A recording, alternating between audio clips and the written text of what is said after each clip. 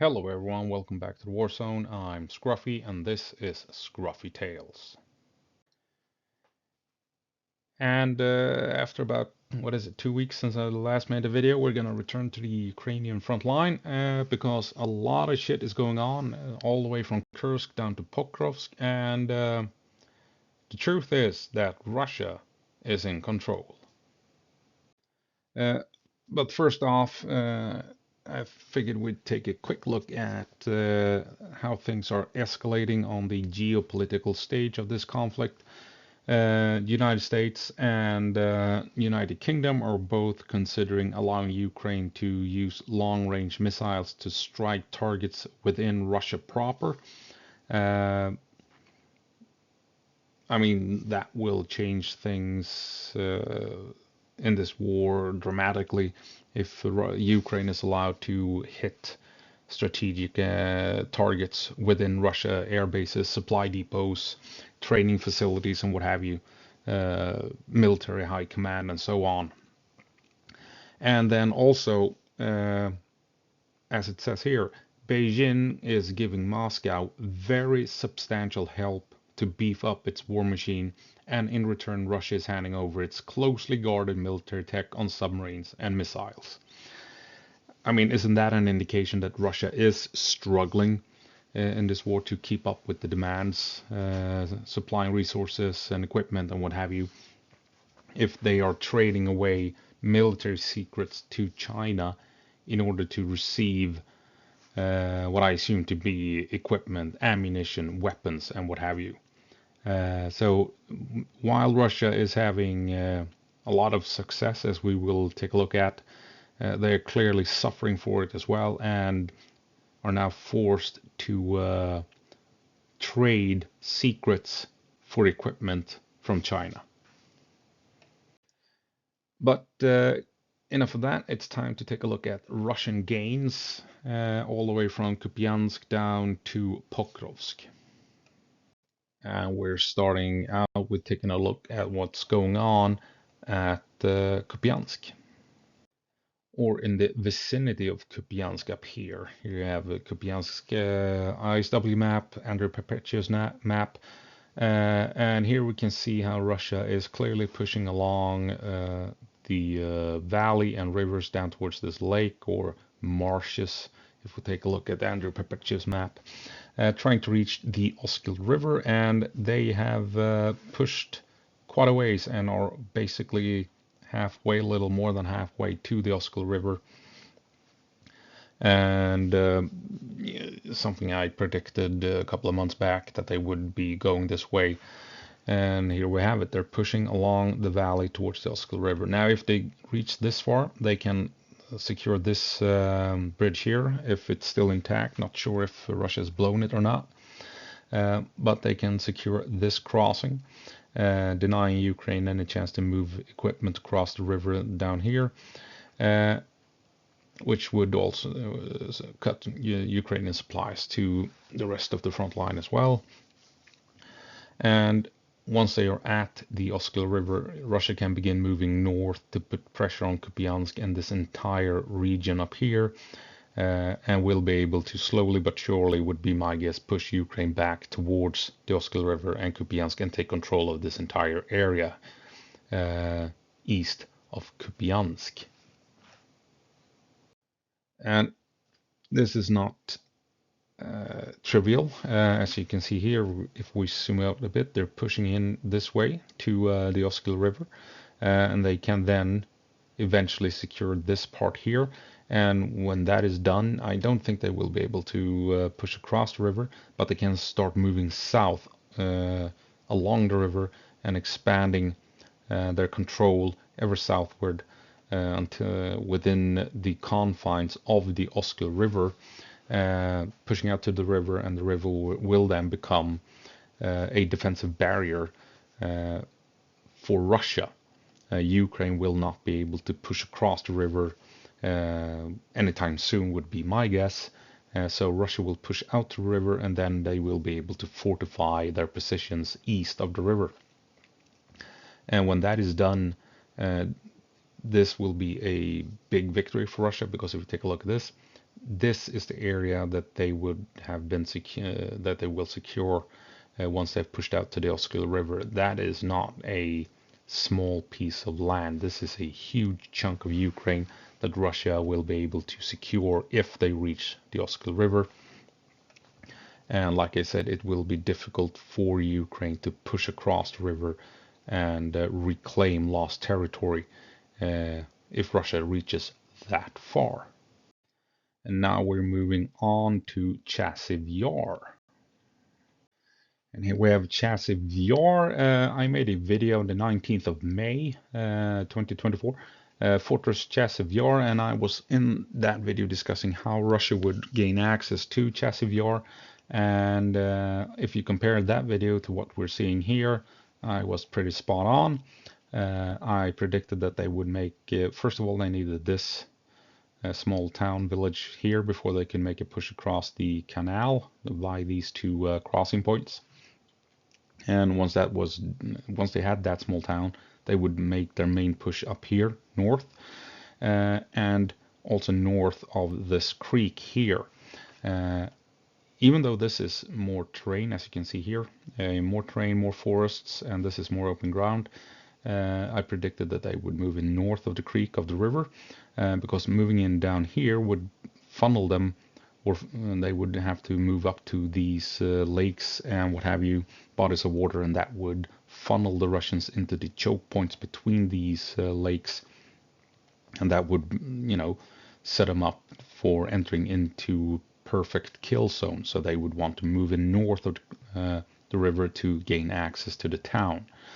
And that is also why they wanted, as I predicted, to push in here primarily, even though it's more open terrain, less choke points, less areas where Ukraine can guide the Russians by using the terrain to Ukrainian favor. And so 19th of May, I was talking about this, and here we have it. Russia is pushing in north because this terrain allows them to maneuver. And they're pushing in north of this creek, this river, to avoid all of these choke points, and instead moving in this narrow strip here to gain access to the town. Quickly moving on, we're now heading over to Toretsk to see what's going on there. So Toretsk, here at Toretsk, a location where we have some conflicting news and sources. We had the news of Ukraine pushing in hard into New York, liberating parts of the town. Meanwhile, we have the ISW map claiming that Russia has that Russia is in control of quite a lot of territory right outside of New York. So it's a bit unclear what's going on. It's probably confusing, where territory is being traded back and forth. Ukraine and Russia is trading positions within buildings or what have you. So I'd say that this situation here and these areas are unclear. All of this is probably gray zone. Same thing here, where both sides are trading positions, assaulting back and forth in this general area. Meanwhile, we can see, according to ISW, that Russia is slowly pushing into Toretsk. So we'll see if anything happens with this, if they keep pushing in, or if Ukraine can push them out. And moving on to Pokrovsk. As we can see, Russia has not really made any more gains up around Rodivka or towards Mirnorad in 2 weeks' time since we last took a look at this. What they have done instead is pushing southward, strongly so, and pushing out from Donetsk westward as well. And there's a reason for this. If they had just maintained this small narrow strip of land up here and then committed an assault, I mean, they would have been,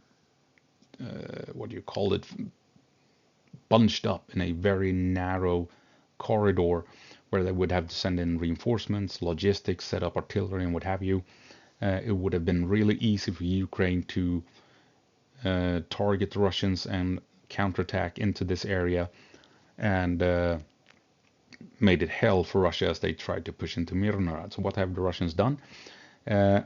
They have paused the push towards the big cities, sensibly so, and they are now expanding their hold, expanding the the control outside of the cities, uh, and pushing down south. What they want is a large highway and the road networks leading out of Donetsk towards Pokrovsk, towards Selidove primarily, to secure logistical routes, and also to obtain space, secure this entire area. God damn it! To bring in artillery, set up command posts, set up logistics, and spread out resources and supplies so they can't be as easily targeted by Ukraine. So all this talk that Russia has been stopped in their push towards Mirnorad and Pokrovsk, that's just nonsense. Russia has done an operational pause, you might call it, in this part of the front line because they're not ready to push into these large cities yet. They're expanding south to secure this highway and other roads so they can bring in logistics, resources, tanks, armor, fuel, food, manpower, what have you, need all the things they need to launch the final assault on Mirnorad and Pokrovsk. And also, this entire area here will be used to set up the artillery, and mortars that they need to support the push into these two cities. They will also spread out field hospitals, spread out supply depots, set up command posts and all over the area here to support the final push. Now, had they stayed up here, I mean, it would have been easy. Everything would have been easily targeted by Ukraine because it would have all been bunched up in a very narrow corridor, like I said. Now Russia is instead spreading out, securing logistical routes, and providing space and room to set up all the artillery, set up all the supply depots, like I said, that they need to push into these two large cities. So just because Russia is not advancing up here doesn't mean the battle is over. They're instead advancing where they need to advance at the moment, and that is south to secure land so that they can bring in artillery, bring in resources, bring in supplies and what have you to set everything up, to set the stage for the eventual attacks on Mirnorad and Pokrovsk. And I've been talking about Pokrovsk in a couple of videos, how Pokrovsk will hold and how Pokrovsk will become Stalingrad in 2024 and 2025. And it all comes down to how that Ukraine has a number of logistical routes leading into the city of Pokrovsk and Mirnorad that will make it really difficult for Russia to push in without Ukraine. And Ukraine will be able to supply its forces throughout the battle via these supply routes. So check those videos out. If I remember to provide links to them down below. That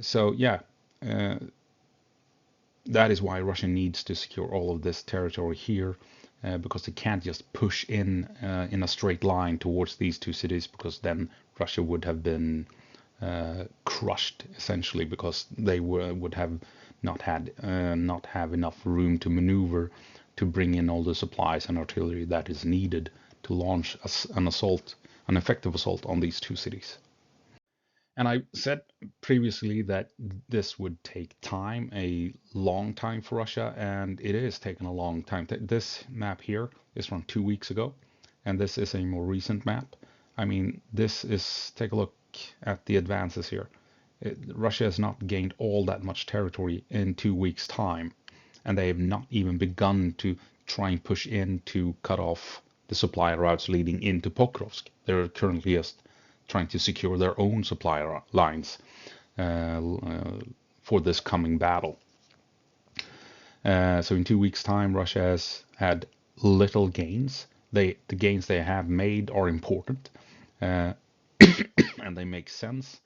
But this will take time. Russia will have to spend a couple of more weeks to secure this area here, and from here they will start to push out to try and get around Mirnorad and Pokrovsk to reach the supply routes, and then they will also try and push in towards the citizen themselves. And no, this will not be over in a couple of weeks or in a couple of months.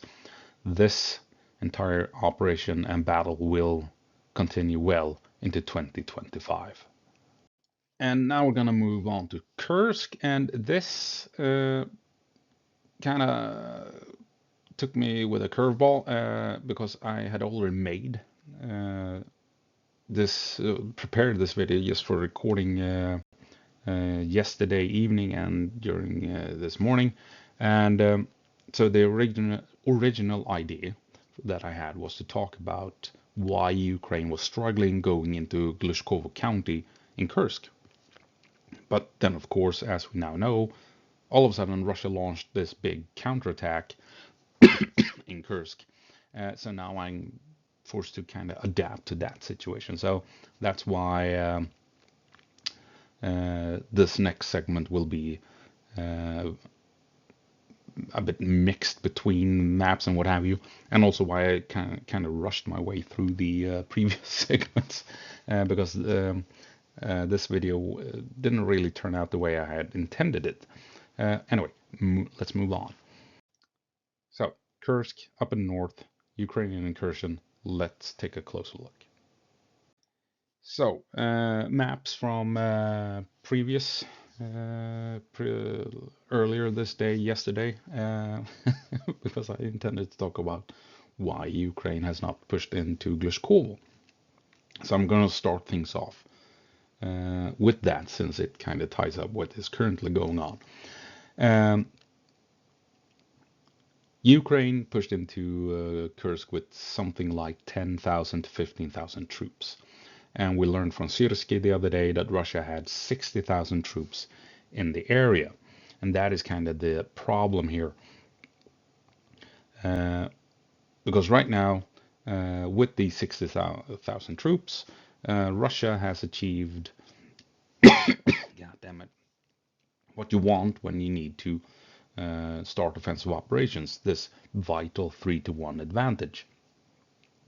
And they even have the 5-to-1 advantage that you usually need to go up against prepared defenses.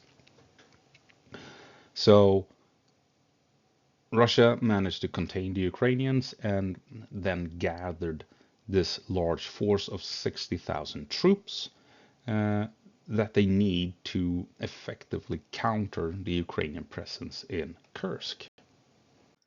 Which is also something I've talked about ever since the Ukrainians pushed into Kursk, that Russia would need maybe 30,000, but more likely 50,000 troops to be able to effectively counter the Ukrainians in Kursk. And here we are, not 50,000, but 60,000 Russian troops. And they are now, as we have learned, begun operations trying to push Ukraine back. All according to standard military logic. Right, so here we can see how a map showing how Russia began the operations, the counterattack. But I still wanted to point out why Ukraine didn't manage to push into Glushkovo Rayon, Glushkovo County. Because as we haven't learned, there were some close to 3,000 Russians defending this area here, Glushkovo County. And what would Ukraine need to attack 3,000 Russians? Well, in a standard average firefight, 9,000 troops is what Ukraine would have needed to effectively engage 3,000 Russians. Now, if the Russians were in trenches and pillboxes and bunkers, Ukraine would have needed 15,000 troops. They would have needed that 5-to-1 advantage. So how many Ukrainians entered into Kursk? 10 or 15,000, maybe 20,000? Now you begin to see the problem here, right? So if Russia has 60,000 troops spread out all around the Ukrainians, and they have 15,000 in total, and they need 9,000 to engage 3,000 over here, all of a sudden you have a big issue holding the rest of the front line. So that is why Ukraine has failed in pushing into Glushkovo, because they had to have all the manpower holding these 60,000 Russians at bay, and that meant that they did not have enough troops to challenge the 3,000 Russians holding Glushkovo, right? Kind of makes sense when you think about it. So that is why Ukraine failed in pushing in, despite Ukraine blowing up all these bridges that Russia was building across the river here. So these guys, the Russians holding here, they were isolated, were low on ammo more than likely, but Ukraine did not have the troops and manpower to push in and challenge the 3,000 Russians, because they needed 6,000 troops, right, at minimum 6,000 troops to push in, and they didn't have them because they needed every man and every vehicle they had to hold the 60,000 Russians at bay that were pushing in from all sides. Right, and as I was prepping this video this morning, this happened. News about the Russian advance into Ukrainian held territory in Kursk, as you can see here, from yesterday on the 10th, and then on the 11th this started happening, and later on as the maps got further updates, we could see the Russians pushing in further south as well. So here we can see that I first initially thought that Russia wanted to link up with the Glushkovo troops, made a strong push down here along the railroad to connect the Russians at Koronevo with the Russians in Glushkovo. But then we could see how the Russians were pushing in this way and continuing the advance into occupied territory. As you can see here, if we compare with previous maps, this is what it looked like on the other day, and then this morning this happened when the Russians began to push in to occupied territory in Kursk, and now they have expanded, pushing down this way and south as well of this small creek here, the small river, and they will also pushed in north here. This part here is now in Russian control. So it's a strong push south and east of Koronevo to force the Ukrainians back and secure Koronevo, and to also secure Glushkovo County, allowing Russia to bring in reinforcements and manpower this way, instead of having Glushkovo being cut off as it was when Ukraine had pushed out all the way to the river. And this is nothing strange when you think about it. Russia had gathered 60,000 troops with equipment, and I mean, they were gonna make a push somewhere at some point, and they made the decision to help Glushkovo push in down along the rivers here and cut through Ukrainian positions and force the Ukrainians back, so with an armored push. And more than likely they pushed through Ukrainian lines and threatened to encircle the Ukrainians, and the Ukrainians decided, we do not want to be cut off, we do not want to be encircled, we have to fall back to consolidate our troops. And that's when you lose a lot of territory. That's the whole point of an armored push, an armored breakthrough. Go straight through the enemy line and force him to either stay and fight to the death or fall back and surrender territory. So that is my guess what's going on here, and why Russia has secured so much territory in so short time. This is basically what armor does. This is armored warfare when you don't have miles and miles upon even more miles of minefields like we saw at the Surovikin line in 2023. This is how armor can operate freely and force an enemy to withdraw once you punch through the lines and get in behind the enemy. And here we can see how the Russians pushed in towards Snagost, and I mean, take a look, this pocket here, Ukraine was still at the river, but Russia had a good chance of cutting them off, surrounding them. These guys more than likely decided, We do not want to be cut off. Let's fall back. So they abandoned Snagost to avoid being encircled, fell back, and here we can see a more updated map where the Russians are now in control of Snagost. The Ukrainians have fallen back to avoid being encircled, and Russia is even pushing into this small town here. Maybe we'll see more attempts of encirclements and the Ukrainians falling back as a consequence. But this is armored warfare. This is what you're supposed to do. Punch a hole, threaten to encircle the enemy, force him to make a decision, and abandon territory. Nothing strange about it. Russia gathered the manpower they needed to perform operations of this kind.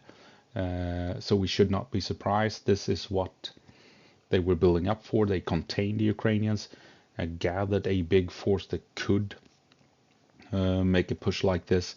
And we don't have massive minefields in the area. This is where armor can freely operate as intended with maneuver warfare. And that is what we're seeing here, more than likely. Russia punching a hole, threatening to encircle Ukrainians, and Ukraine falling back to save lives. And as a consequence, Russia reclaims territory. So to tie things up with what I wanted to talk about before the Russians launched their counterattack, Ukraine failed in pushing into Glushkovo County.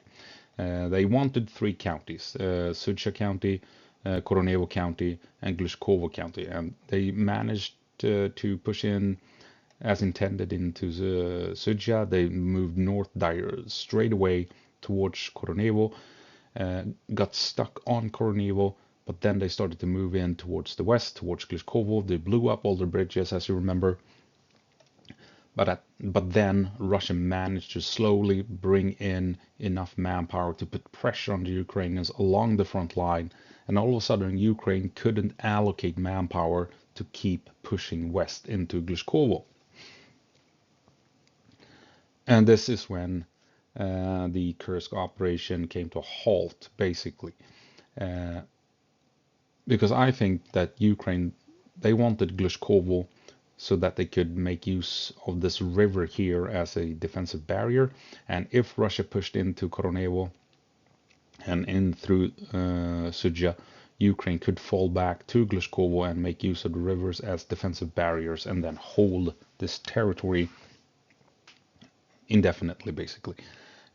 That did not happen, as we now know, because they did not have enough manpower to keep pushing into Glushkovo because Russia applied too much pressure all around. And now Russia has the manpower to counter the Ukrainians, and they are now moving in to secure Glushkovo and will probably try and push Ukraine back towards Sudzha. So Ukraine failed in taking Koronevo, a city they would have needed in order to hold this front line. This will now not happen. Russia will more than likely push Ukraine back to this river here, this river system here. And Ukraine will now focus on holding this part of Kursk, Sudzha. The city here will be difficult for Russia to push into and secure. And as long as Ukraine can hold the river here, Sudzha will not fall. I don't think Russia will be able to push in effectively to take Sudzha. But Russia has the manpower and probably a lot of vehicles and resources to force Ukraine back at the moment. And I think Ukraine will end up defending this part of Kursk. I think the original intention was to hold these 3 cities and the rivers along them that are running right next to them.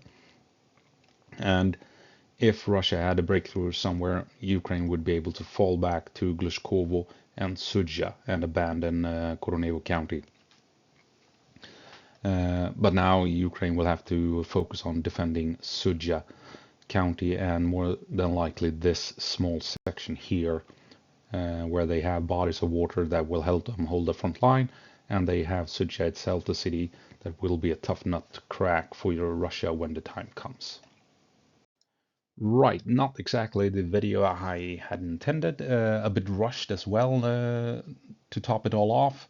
But yeah, Russia launched a surprise attack during the day, which kind of flipped things around. I intended to talk about why Ukraine was struggling pushing into Glushkovo, and now instead we're seeing the end result of that, that Russia managed to build up forces over time and has now launched a counterattack to secure Glushkovo, and they can now start to push Ukraine back towards Sudzha. But we'll see what happens. If Russia has enough troops, enough manpower, enough equipment to effectively push Ukraine back. I mean, Ukraine more than likely expected this to happen at some point. So I think they have a plan how to deal with it when the surprise wears off, so to speak. So we'll see what happens. I don't think this fight is over. I don't think Ukraine will abandon Kursk in 2025, in 2024. I think this will go on into 2025, and Ukraine will focus on holding Sudzha, like I said. But we'll see. Anyway, that's the end of the video. A rushed video, taking a look at the front line. Hope you found it interesting. Anyway, with all that said, go på marsch, Ukraine, and give them hell.